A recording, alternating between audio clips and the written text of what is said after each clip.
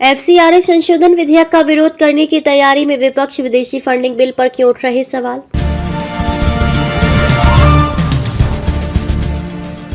विपक्ष मोदी सरकार के foreign contribution regulation amendment FCRA bill 2026 का कड़ा विरोध करने की तैयारी कर रहा है, जिसे इस सप्ताह संसद में पेश किए जाने की उम्मीद है। इस संशोधन के अनुसार यदि किसी संगठन का रजिस्ट्रेशन रद्द हो जाता है तो विदेशी फंड से बनी संपत्तियों पर सरकार का नियंत्रण और मजबूत हो जाएगा।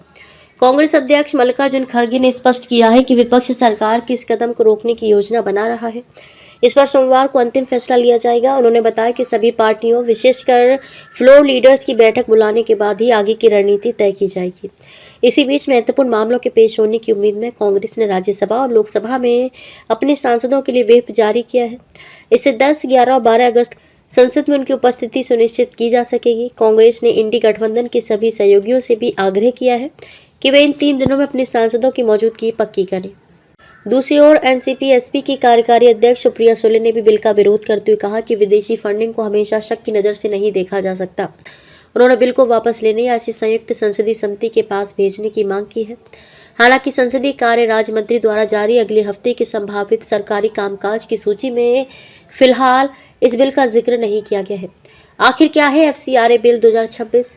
Foreign contribution regulation amendment bill 2026 का मुख्य उद्देश्य फॉरेन कंट्रीब्यूशन रेगुलेशन एक्ट 2010 में संशोधन करना है। ये मूल कानून व्यक्तियों, संघों और संगठनों को मिलने वाले विदेशी चंदे को नियंत्रित करता है।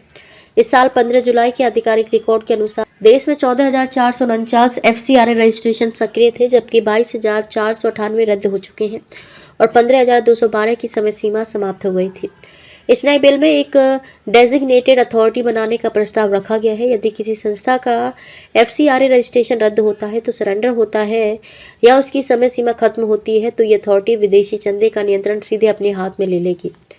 ऐसे विदेशी फंड से बनाई गई संपत्तियां शुरुआत में इसी अथॉरिटी के नियंत्रण में रहेंगी और अगर संस्था तय समय में अपना रजिस्ट्रेशन दोबारा नहीं करा पाती है तो इन संपत्तियों को पूरी तरह से सरकार को ट्रांसफर किया जा सकेगा। इसके अलावा अथॉरिटी के पास संपत्तियों को मैनेज करने और जरूरत पड़ने पर ऐसी संस्थाओं की गतिविधियों पर नजर रखने का अधिकार भी होगा। क्या है विवाद का मुख्य बिंदु? इस बिल को लेकर सबसे ज्यादा विवाद 3 अहम धाराओं, धारा 14B, धारा 16A और धारा 16B को लेकर हो रहा है।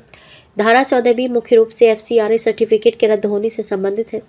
इसके तहत अगर कोई संस्था रिन्यूअल के लिए अप्लाई नहीं करती है तो उसका रिन्यूअल खारिज हो जाता है या बिना रिन्यू हुए सर्टिफिकेट की मियाद खत्म हो जाती है तो उसे हमेशा के लिए समाप्त मान लिया जाएगा। ताजा खबरों के लिए India 24 news express live channel को सब्सक्राइब जरूर करें, साथ ही बेल आइकन दबाना ना भूलें। अगर आप हमें फेसबुक, ट्विटर, इंस्टा के माध्यम से देख रहे हैं तो पेज को फॉलो जरूर करें। वीडियो अच्छा लगा हो तो वीडियो को लाइक, शेयर और कमेंट जरूर करें। धन्यवाद।